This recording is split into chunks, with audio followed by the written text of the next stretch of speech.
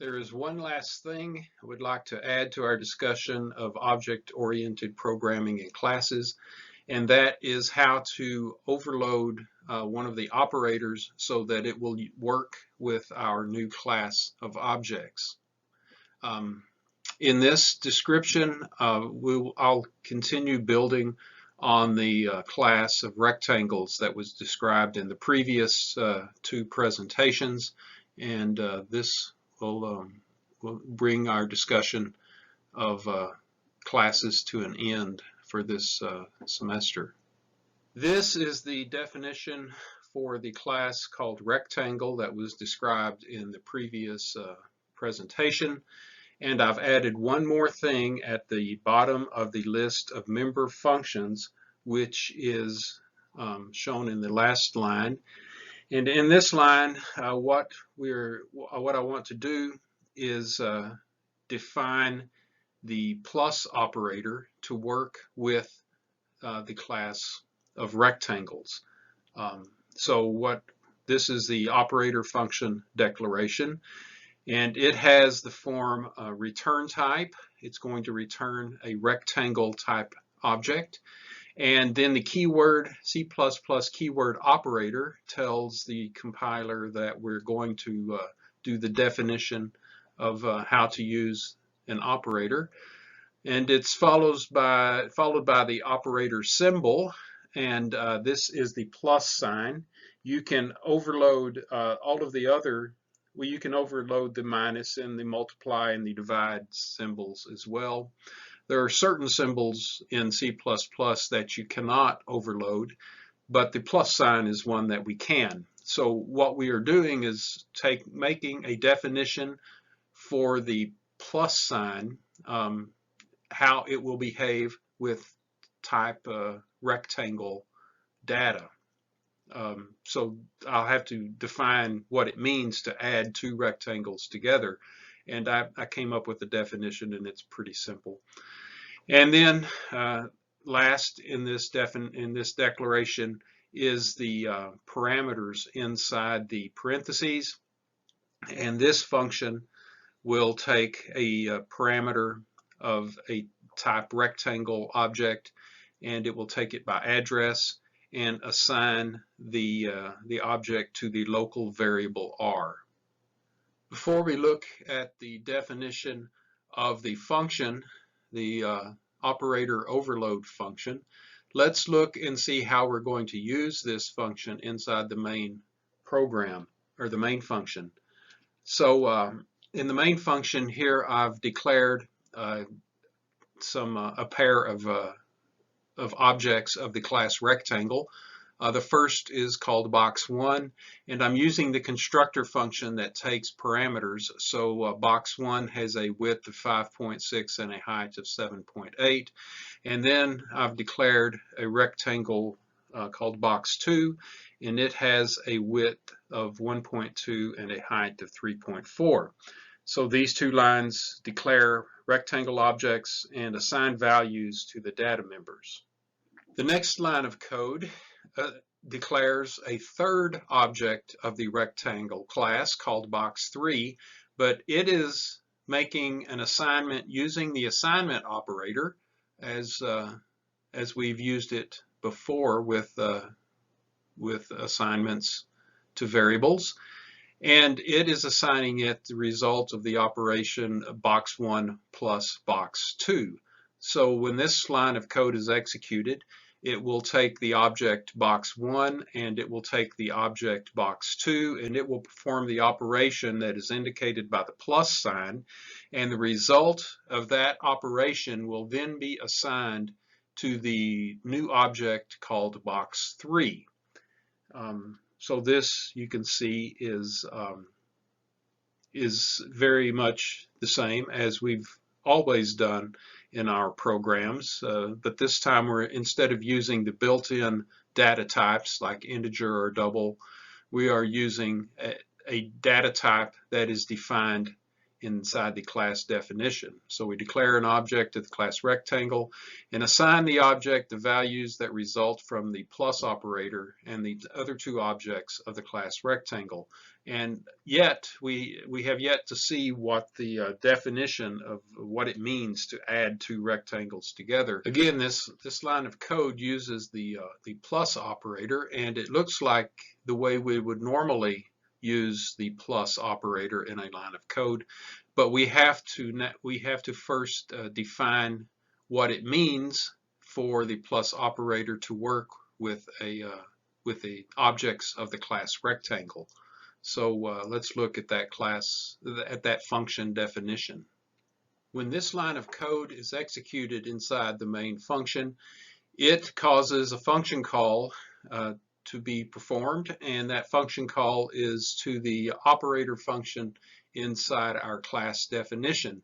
So here is the function as it is defined within our class definition. The return type is rectangle. The name of the class is rectangle. There's the double colon scope resolution operator. Then the keyword operator tells the compiler that we are defining the action of the operator indicated by the plus sign, and it takes a parameter of the class rectangle, and it takes it by reference. So the line of code in the main function with the plus operator is a function call to this function defined that redefines the plus operator. The operator function definition takes the form return type, followed by the class name, followed by the double colon operator. And then the keyword C++ keyword operator tells the compiler that we are defining an operator. The operator symbol follows. It is, in this case, the plus sign.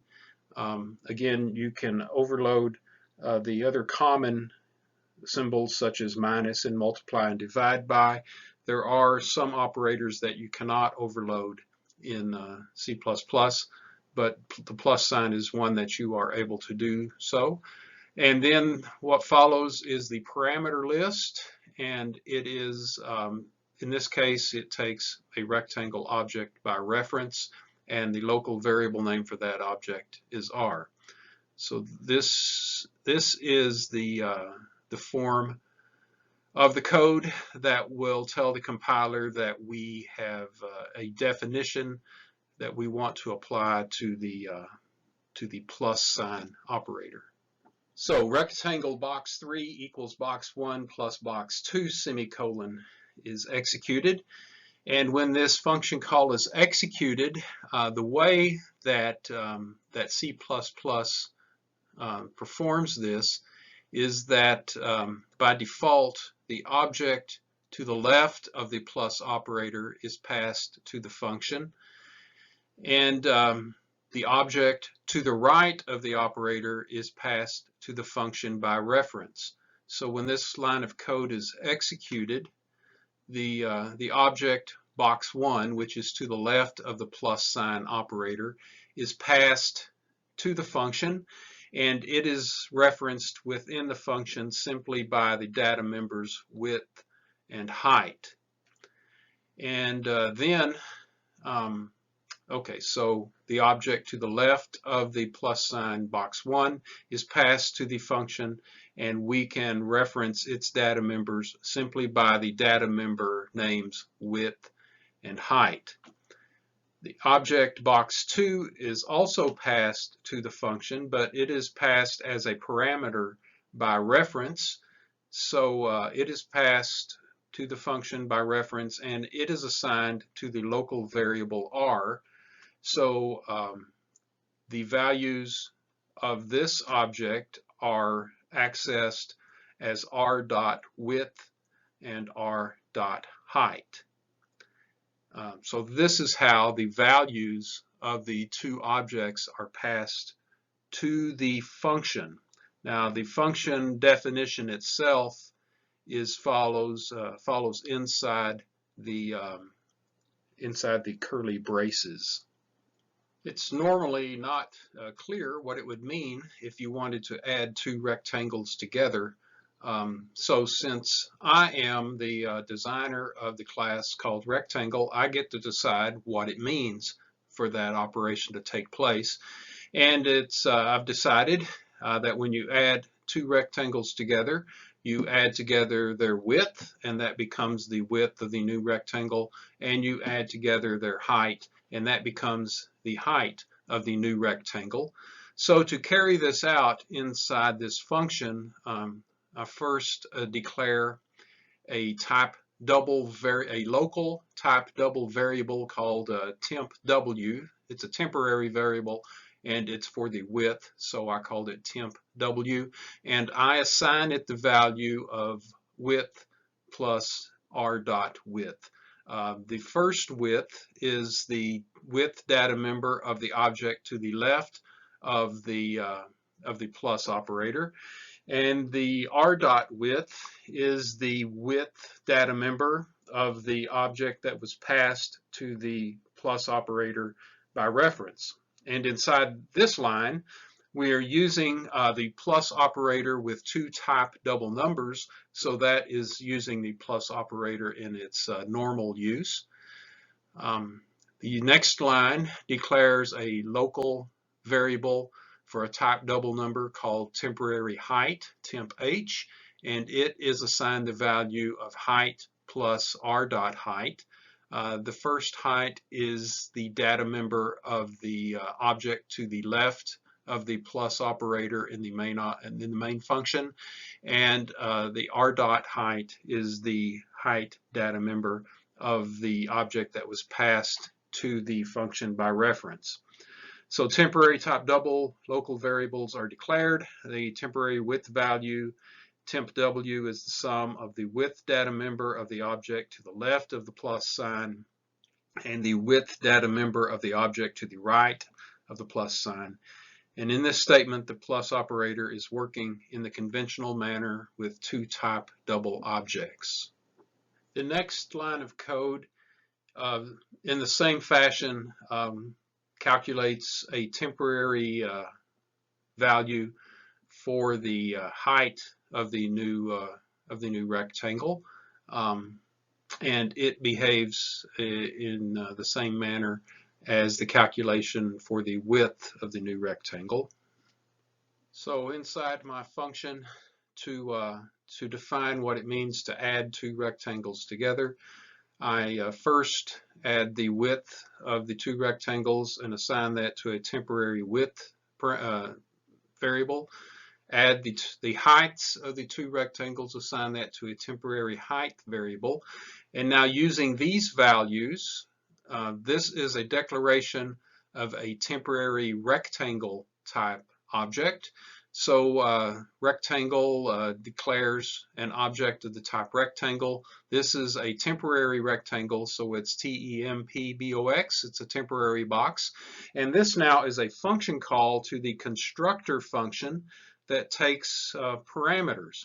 So this is a function call to the constructor function inside the rectangle class, and it takes the parameters, and I'm sending it the value of the temporary width and the temporary height.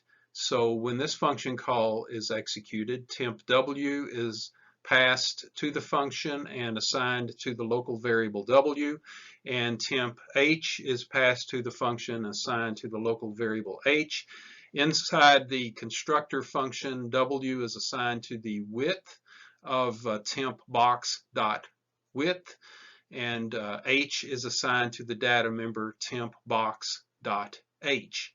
And this creates a new rectangle of with the values given from the sum of the first two rectangles. This operator function is defined to return a type rectangle object.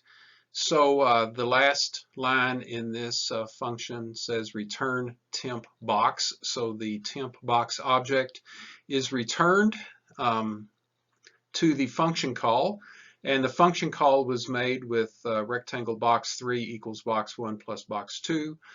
Box 1 plus box 2 calls the operator function that adds the two rectangles together, creates a new temporary rectangle object, and then that is returned to the function call, and the values of that temporary rectangle object are assigned to the data members of the rectangle object called box 3.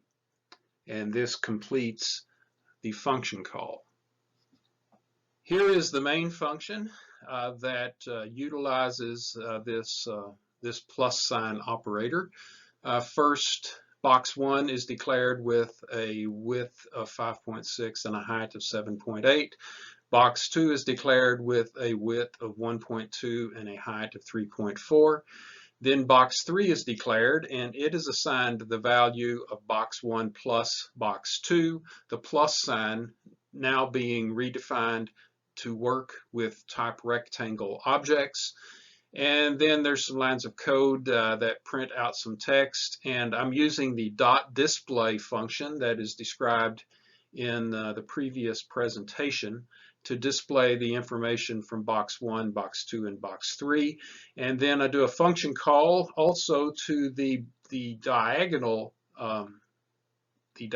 function to see what the diagonal of box 3 is. And after this bit of code is executed, the image that follows is what shows on the monitor. This is what appears on the monitor when that main function is executed. You can see that box 1 and box 2 have the width and the height that were prescribed when they were declared. And box 3 it also has the appropriate width and height. 5.6 plus 1.2 is equal to 6.8, and 7.8 plus 3.4 is equal to 11.2. And the diagonal of box 3 looks like it's 13.1 and some change, and feel free to get your calculator and see if 6.8 squared, or the square root of 6.8 squared plus 11.2 squared is equal to 13.107 or 27 or not. Okay, so this concludes the discussion for classes and object-oriented programming. Again, if you want to see more closely how this code is put together, feel free to look at the example that is posted on Blackboard.